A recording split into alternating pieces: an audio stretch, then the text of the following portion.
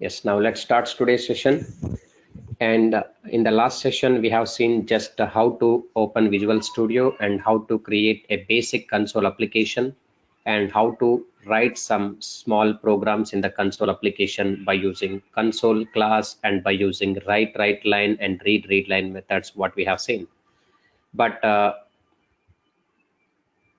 yes, you can check out your audio connection, Mr. Bhushan. You can check out in your computer. So if your audio is opened or not, you can check out. That is technical issue, I think, from your side, because my end it's very clear. So remaining people also getting voice. Okay, it's not fault of my end. So please check out your end only. Yes. So today I'm going to continue the session with the console application. Again, a few more basic programs and how to deal with Visual Studio and all. So in previous session, I created one console application, but already created application, if you want to open, again, you should go to Visual Studio. You can go to Visual Studio. In this Visual Studio, if you want to open existing application, and immediately you can see right hand side panel is there. In this panel already previously or recently opened, yes, always already previously or recent files whatever opened, so that is available. Otherwise you can click on here itself. So you can see .NET Online at 11 a.m. console app 1. You just click over there, or else you can go to open a project or solution right hand side. You can click over there. Once you click over there, already what we created, you will know that. So you can go to G Drive. In my G Drive, I prepared my .NET application. Go to G Drive, and you can see this is our folder which was created in the last session, .NET Online at 11 a.m. and it is my application name, console app 1. Double click over there, and you can see this Visual Studio banner is available here, console app 1. This is the main file exactly, console app 1. Once you choose this console app 1 and just click over open, so you will be able to see that previous application what we have, what we created clearly. Yes, so this is the previous programs what we have written. So once again, let me check quickly what we have written in the previous application, previous programs. So I have written two programs previous session. One is just for displaying the string format, welcome to Durgasoft, and here another one is just giving the display the numbers. So numbers means like int a value and b value we declare here, so that values are declared and displayed here. Int a equals to 10 and int b equals to 20, then a value b value I displayed here. Display purpose, there are so many variations I have shown already in this way. So let's run this one. If you want to run this, you have to click on start option. Automatically you will be able to see the output clearly. Console.writeLine values are 10 and 20. As I said here, console is a class and WriteLine is a method, and C#.NET is completely case sensitive. So how the way you are declaring same way how to accept it. So two programs I have shown in the last session. One is just for two values, integer values how to display, and the string value how to display. But in these two programs, values, whether it is string value or integer value, no matter, already given in the program, inside the program only already given. But if you want to accept values at runtime, for example, if you want to accept values at runtime, then what we need to do here? So now I'm going to show you clearly how to accept values at runtime. So previous programs what we discussed, just define and declare the values inside the program and how to print that back to the user. But now I'm taking how to accept values, how to accept values at the runtime, how to accept values at runtime. Running time means while program executing, so I need to give some input. That input value should accept. How to accept values at runtime, I want to show you. See, first I would like to show you how to accept string value at runtime. String value means character, group of characters. For that, I'm taking one more new program. In this new program, what I need to do, so I just add the class, like project menu, add class. You can go through add class here, and after that class selection, class template, and class2.cs is there. CS means C# extension, and click over there, add. Once you add, you can see we have a class name class2, but we don't have any main method within it. So if you want to take main method, then you can take svm, double tab, you can press it, static void main, S for static, V for void, M for main, svm static void main, and after that double tab you can press from your keyboard. So automatically main method is creating, so it's coming. So now in this program, just I want to ask to the user console.writeLine. So enter your name, enter your name. This is I want to accept, but where my name should stored. So actually, as soon as when I enter my name, that my name is a group of characters, that group of characters are going to be stored in one variable. That variable data type is s, string s. String is a group of characters, so s is my variable. But you know that previous session we discussed clearly, write line methods are used to display output, whereas read line methods are used to read inputs from the user. So input reading purpose we use read line, output purpose we use write line. But as soon as when we enter input, that is as a name, that input should read by the application. For that I'm taking console.readLine method. Read line, why? Because to read the group of characters, and after reading these all lines of character, all group of characters, I would like to store that line characters into s variable. So as soon as when we enter my name, that name will be go and stored in s variable. So now I'm trying to print back that variable value s. So console.writeLine. So just I'm taking your name is plus s. S is concatenation, plus is a concatenation. This concatenation symbol is used for adding this variable value to the statement. And finally, to stay back to our screen, console.read method we have to use. To stay back to our screen, console.read method. Yes.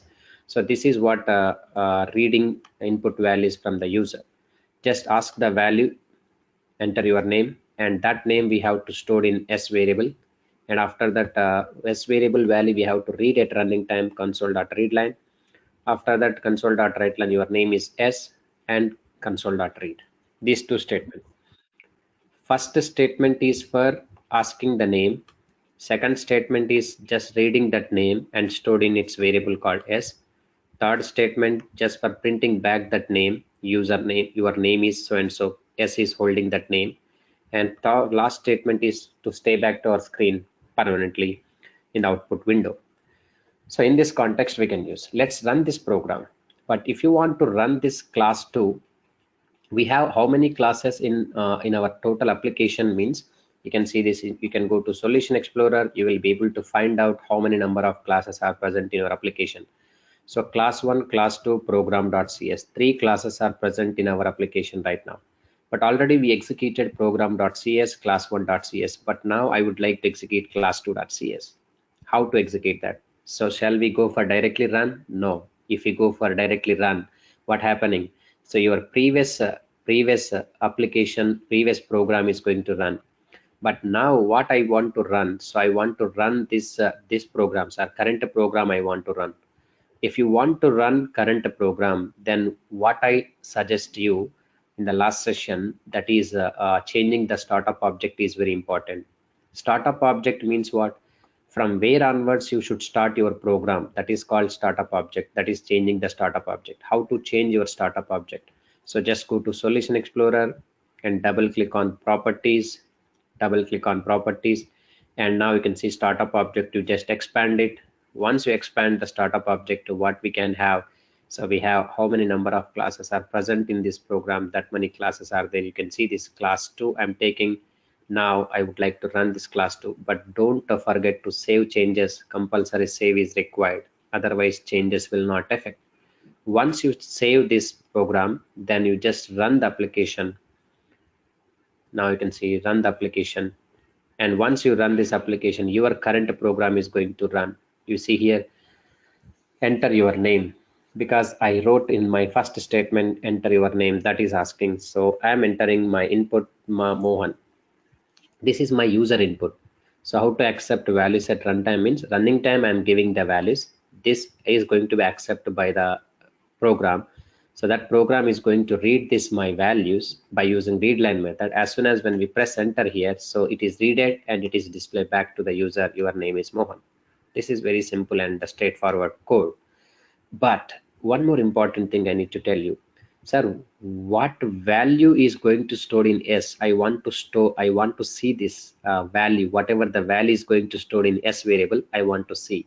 Yes, if you want to see the whatever the values is going to be stored, so better to do this in the 14th line number. You can keep the breakpoint. This is called breakpoint option. We can call it as breakpoint is nothing but what you know.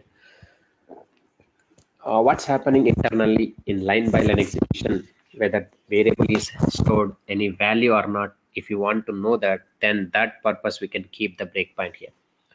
Breakpoint is used to see the data, what data is going to store in its variable. That is called breakpoint option.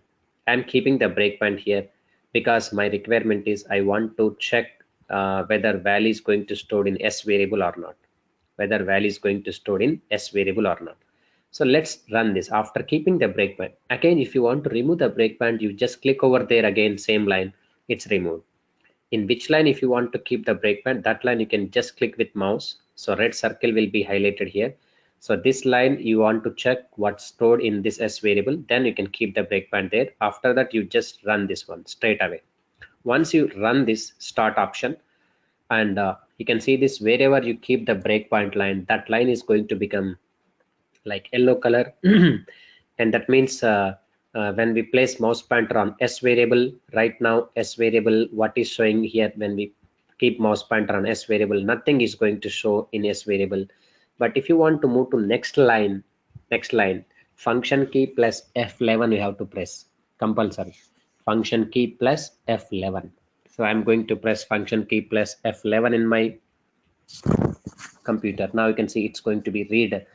It is prompt to console output window. Enter your name here. Just I'm giving my input here. As soon as when we enter my input and press enter, then this input will be go and stored in which variable? S variable. Now you can see S is holding the value called Mohan.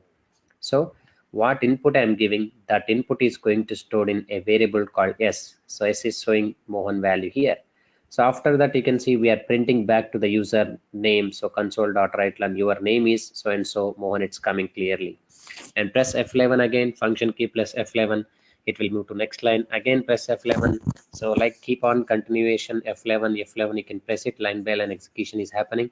So your name is Mohan, it's showing. So that means what's going there in this variable, what's going to store in this variable. If you want to check out, then you can keep the breakpoint over there and what we can say, run the application and check clearly, that is. So this is program to accept what value at runtime, string value.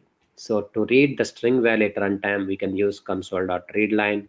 Readline is used to read group of characters and store that characters into a separate variable called yes. Okay, this is very simple. And next, how to accept sir, we entered the name, that's fine. The name is string format only. So the string format we are storing in separate variable, we printed back that.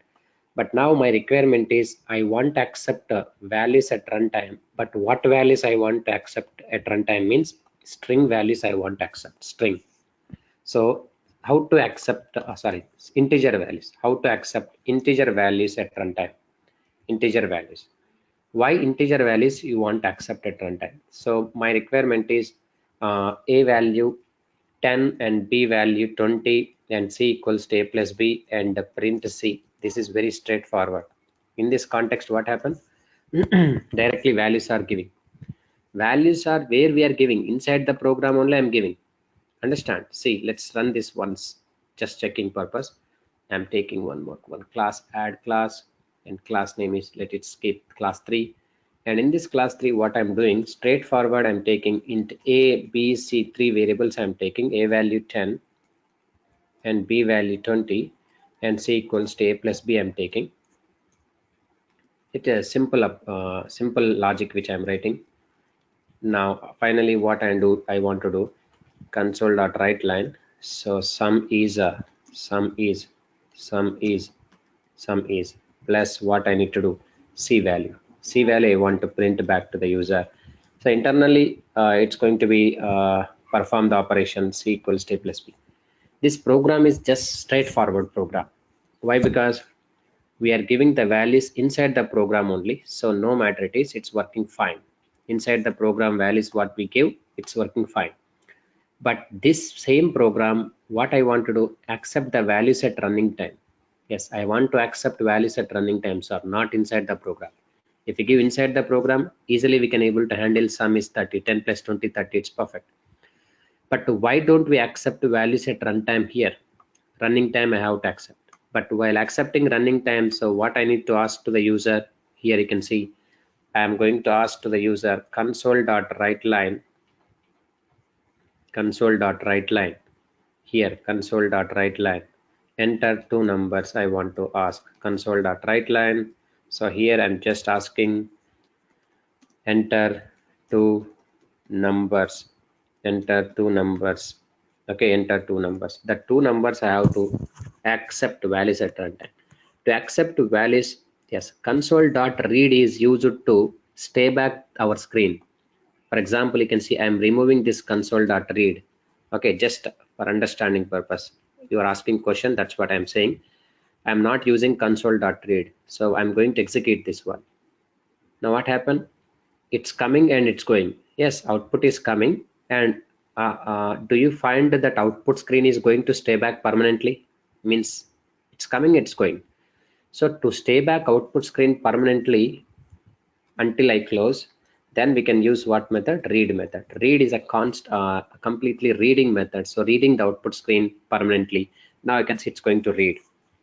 Once I use read method, so output screen is going to store in the yes. Like same thing only. Yes. So now you can see this here saying console.read means I'm able to show the output screen until I close. If I close this, now it is coming, closing. So in that context, we can use read method.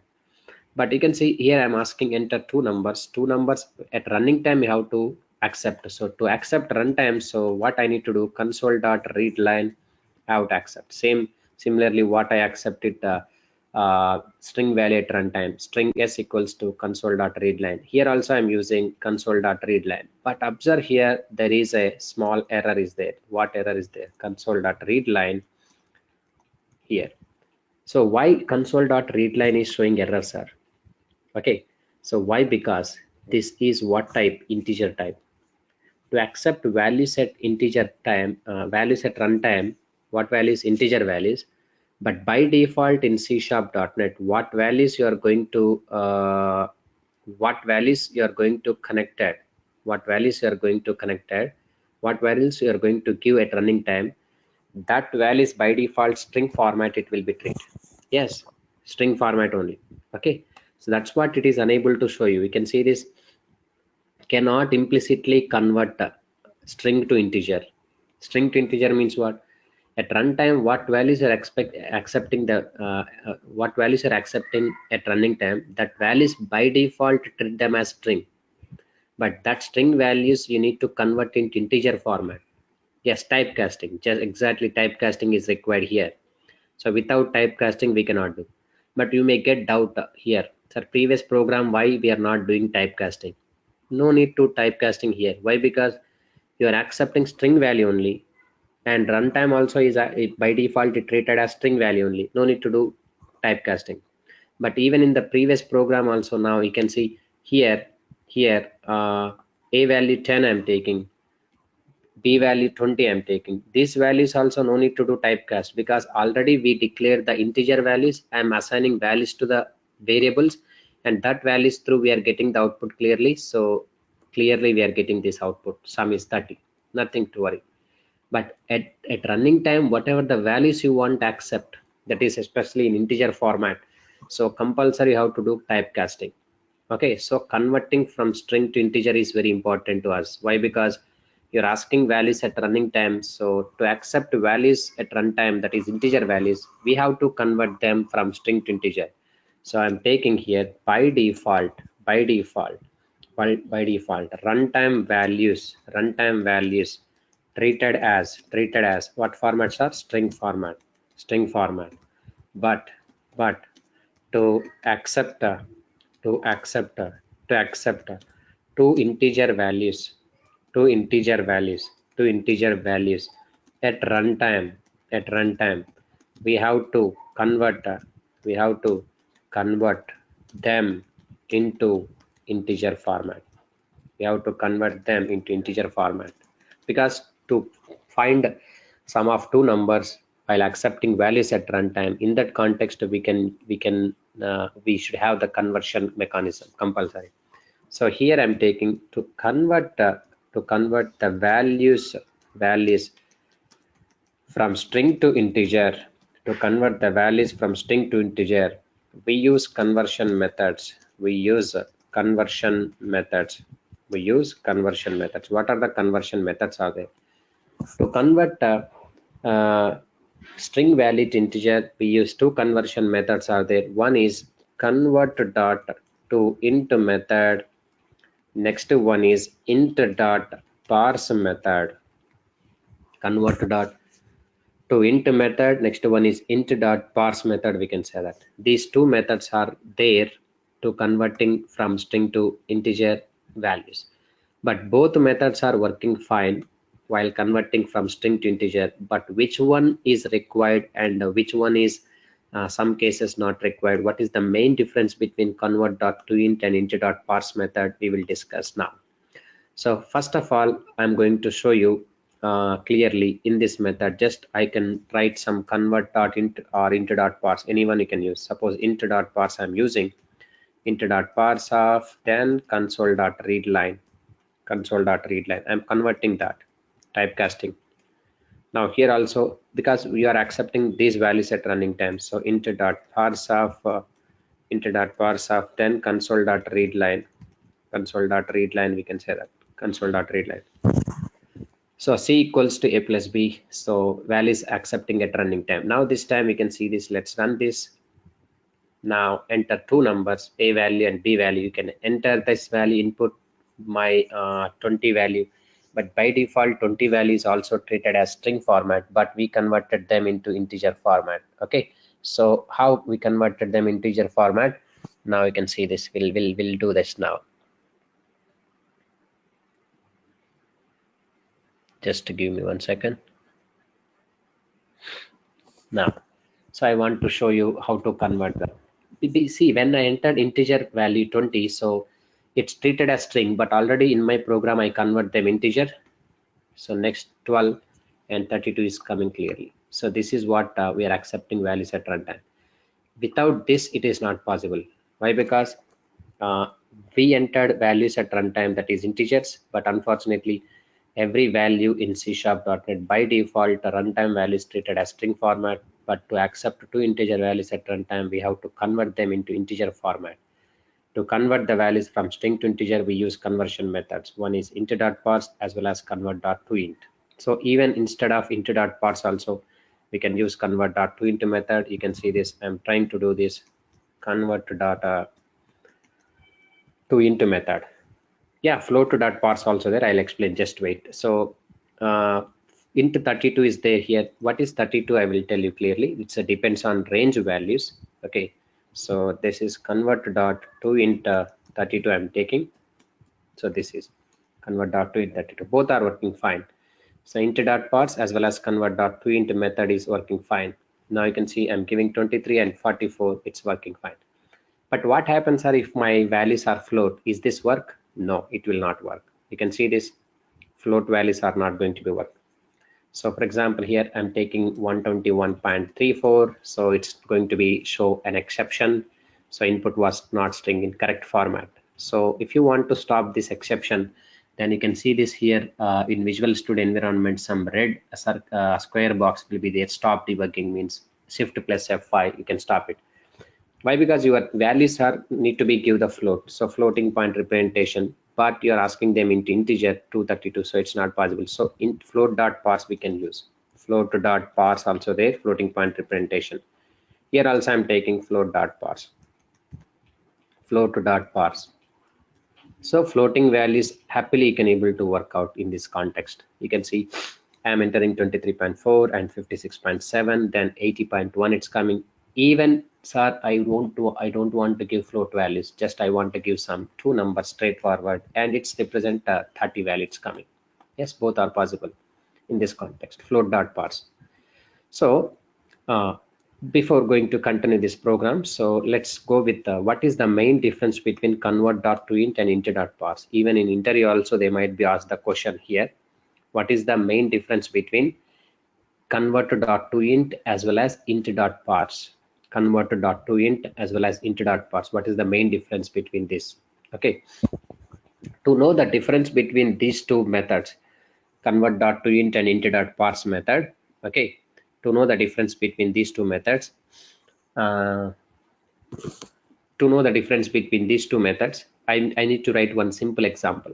In that context, I'll explain that clearly what's difference between convert.toInt and int.parse method. So just observe here, main method I'm taking here.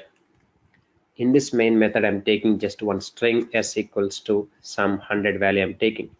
Observe carefully, string s is my string variable, equals to 100 is the string value, so that is in present in double quotes.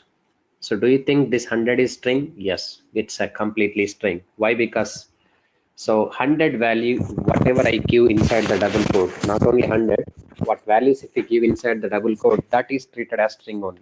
By default, it's treated as string. So string is correct. But my requirement is what, this string value I want to convert into integer format. This string value I want to convert into what format? Integer format I want to convert. You know that to convert this in integer format, what we need to do? So we use these two methods, convert.toInt and as well as int.parse method. Both we have to use this, convert.toInt and int.parse. Understand? Convert.toInt method and int.parse, both methods we have to use. What is the difference? To know the difference, I would like to show you clearly. String s equals to 100, and after that, what I need to do? So I want to convert this string value to integer format. So for that purpose, I'm taking two methods I'm going to apply, console.writeLine, console.writeLine. So first I would like to apply convert.toInt method. What is the 16 and 32 and 64? I'll explain. Which value you want to convert on s value? One value. Now at the same time, I'm going to take a console.writeLine. Then what I'm taking, int.parse method, int.parse method here, int.parse. I'm using of s, int.parse method s. To stay back to our screen, then console.read. So both methods are working fine in this context to convert from string value to integer. I declare this 100 value in the double quote format, that is string values I declared. But this string value, if it is converted integer format, then how the value should be? So 100, 100, 100 for this statement, and one more 100 for this statement also here. 100 for this statement and one more 100 for this statement. This is string value to conversion is there. So which program I want to execute? Class 4. To execute this class 4, you can go to Solution Explorer, double click on properties, immediately change the startup object, that is class 4, and let's run this one. Let's save it and run it now. You can see we are going to run this.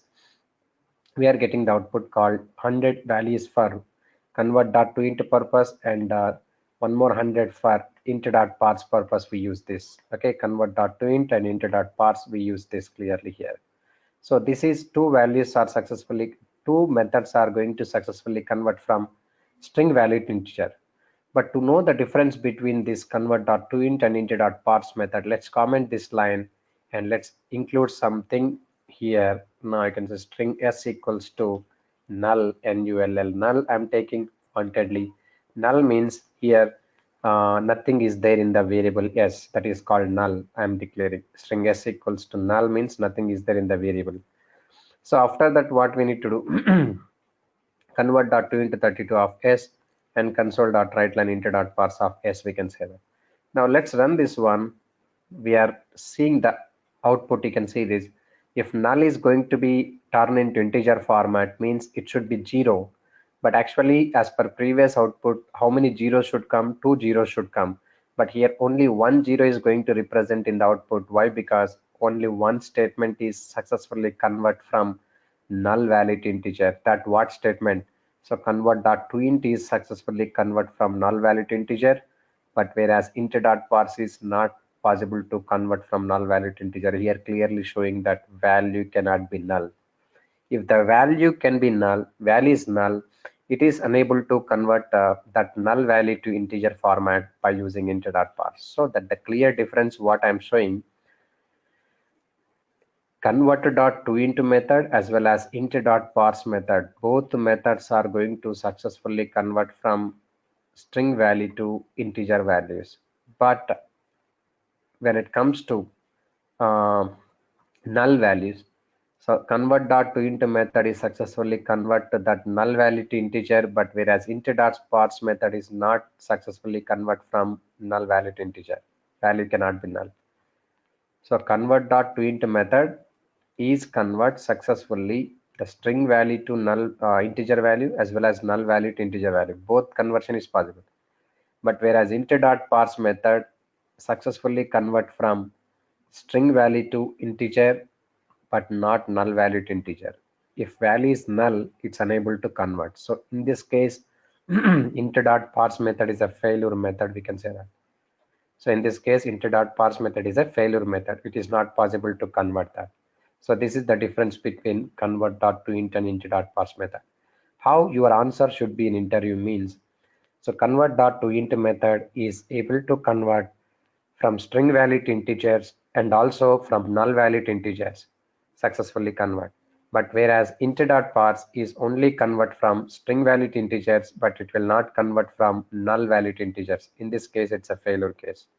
So this is two methods, important conversion methods here. So that's why in this program, in the previous program, we can see this. I took as integer format here. So I int a and b and c, but we are going to accept values at runtime. But you know, by default, all values treated as what we can say string format at runtime. If you want to convert that into integer format, we use any one method, that is int.parse as well as convert.toInt. Any one method we can use. So this is typecasting and converting from one data type to another data type. So convert .2 into 32 I'm using. What is 32 and what is 16 and what is 64? I'll explain you. Just wait. I'm going to run this class 3 again once again. Class 3 I'm just executing. Now let's run this one. So convert .2 in 32. I'm just giving my inputs here, and input is coming and output also coming. 534 plus 34, it's coming clear. But observe here in this program, I'm taking just convert dot to int. As soon as when we type convert dot to int method, so we are having three options here: 16 and 32 and 64. So that 16 I'm taking here. What happened? You can see this 16. It's not a big deal actually. It's just for depends on your input range values. It depends on your input range values. Input range values are very small values, like you can go for 16, or if your input range is medium values, you can go for 32, or if your input range values are large values, yes, 32 bit, yes. So that is what only large values, then you can go for 64. Okay, so you can see later I'll provide you, don't worry, the data type chart also I'll provide you, don't worry, that in my document already there. So let's run this one, how range values is going to be accept. Suppose I'm taking here, suppose 4-digit integer format I'm taking. So it's work out 4-digit integer number, adding clearly 5379. But when it comes to here, what we can say 5-digit integer number I'm giving, just I'm exceeding the values small. Okay, here 5-digit integer values. So now you can see this, even even I'm giving this 5-digit integer number, so it's going to be added successfully here. Understand? So it's not about number of digits, just I want to show you. But if you range is exceeding more than 16-bit format, so you can see I'm taking this one again, you are going to be happen like this error, it will come. So value was either too large or too small for int 16. Okay, that's what it's not possible. So it depends on range of values you have to provide 16 or 32 or 64. If I give 32, you can see this. I'm giving 32, 32. So here I'm taking 32. Now what's happening, you can see this whenever I'm trying to do this here, and even if I give some large number, medium range number 1 2 3 4 5 6 7 8 9, 9-digit integer number I'm taking. Yes sir, at end show me the course syllabus. Yes, I'll show you, just wait. Okay, don't worry. So I'll show the course syllabus also.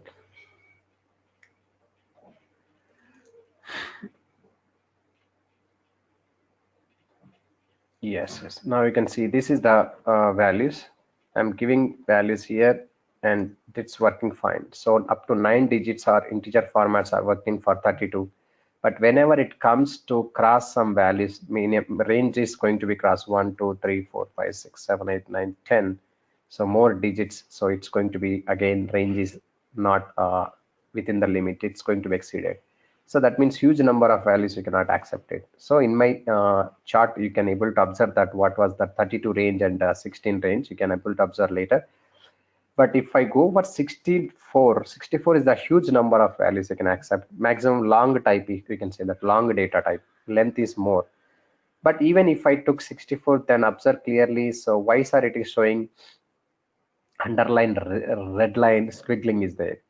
Because you took an integer format here, but you are asking them into long format, but it is unable to do this, so it shows error. So this 64 2 into 64 is best suitable for not integer type. It's best suitable for what type? Double type. It's suitable double. So if I took double value, then you can see convert dot 2 into 64 and convert dot 2 into 64, it's happily work out. Double values is going to be possible with floating point number also, but you can see as many as values we can able to give this, so we can able to add it clearly. So this is the values range. More values you can able to give that. But in this context, what happened, even double or float, double means large number of float values, float means limited number of float values. Then when we give this one double, but I'm not able to add this floating point numbers, you can see this 24.5. so input string was not correct in format. You may get doubt, why sir, I took double only. No, double means float only should accept. No, yes, it will accept float, but you are asking them again into two integer format, it's not possible. So float to float, convert dot to double, you have to use convert dot to double. And here also I'm taking convert dot to double, this is possible here. So we are converting that to double values. So double data type is there, so that's what two double. Int data type, that's what two int. Float data type is there, then float dot parse we have to use. So enter this floating point numbers here. I'm entering this floating point numbers. So here this is work out clearly here. Floating point numbers through also it's working. 46900 it's coming. So this is what double format conversion specification, all these things what we have. So these are the basic examples how to accept values at running time, and how we can deal with the integer values runtime and string values at runtime, what conversion methods are there, what we have in this session we discuss. Okay, so today just due to technical issues I joined late. From tomorrow it won't repeat, don't worry. So tomorrow sharp 11 o'clock I'll join here in this session, and we'll continue our remaining things in tomorrow's session. Tomorrow's session is very important to you people. Don't miss that, because that is control statements in C#.NET. Means if condition, if else, nested if, switch case, do while loop, for loop, break statement, continue, everything we'll discuss in detail. And you're asking syllabus, now we can see I'm going to cover I request you to please type your mail IDs in the chat box, so that I'll collect that mail IDs now. Later I'll send the syllabus copy of C# and syllabus of ASP and syllabus of SQL Server. Everything I'll go through here. Yes, that is better idea. Even if I have your mail IDs, so later I can able to send that all videos also. Okay, so that will be good idea here. Yes, it's Rajesh and Ajay and Bhushan. I'm collecting now your mail IDs. Please hold on a line. I'll send immediately the syllabus copy now. You can check out what I am going to cover. You will come to know that clearly, and more than some topics also not included. Even that also I'll cover, so don't worry about that. Okay, let's. And yes, training notes and everything I'm going to arrange, don't worry. So once I get it a confirmation from our team, so I'll send that all recorded videos. So for what we discuss and material also I'll discuss clearly here. Okay, no problem. Material also I'll send that. So I need not to worry here. Yes. So SQL Server classes I'm planning actually weekend only. So weekend means Saturday I'm planning actually generally. Every Saturday SQL Server session will be there. And morning 10 o'clock batch people one SQL Server session also completed in the last Saturday. But if possible, I'll ask you to come at the time 10 to 11. If not possible, then for you also separately, I will take a session for SQL Server, no matter it is. That I will take care, don't worry about. According to your convenient time only, I'll follow.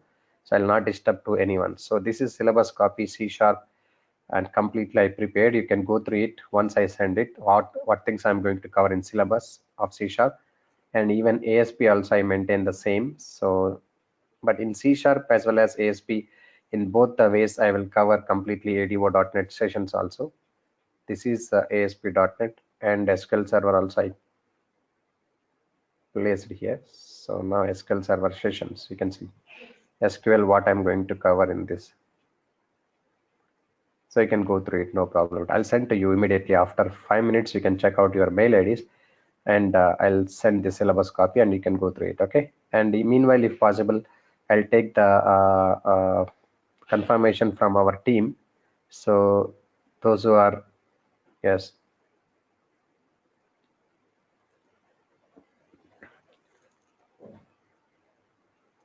yes. Yeah, no problem, no problem. You can ask any type of questions. I am ready to clarify. That's my responsibility, right? You don't worry that. And you don't think that whether this question is silly or something. So don't stop asking. Okay, keep on asking. So even that is silly, also I don't mind it. So I'll give the answer properly. No problem. Yeah, project-based training is also there because when I start ASP.NET completely, we are working with completely project-oriented training only. Yes, completely. Mr. Suhail, this is your first session, I think so. Please, I strongly recommend to watch my two videos on YouTube channel, what I shown. So please immediately watch it so that you will understand basics of .NET, what exactly .NET, why exactly, what I discussed there. You can able to know that. Yeah. Thanks for attending, sir. So see you tomorrow at same time. But tomorrow I'll be joining the same link only at sharp 11 o'clock. Okay. So today some technical issue are there. Yes. Yes, you can able to do your own project. Undoubtedly, you can able to do your own project once you complete the course of ASP and SQL Server and the C Sharp. Oh, Yeah. So see you tomorrow at same time. I'll okay, sir. send complete soft copy of syllabus copy. You can check out it. Okay, sir.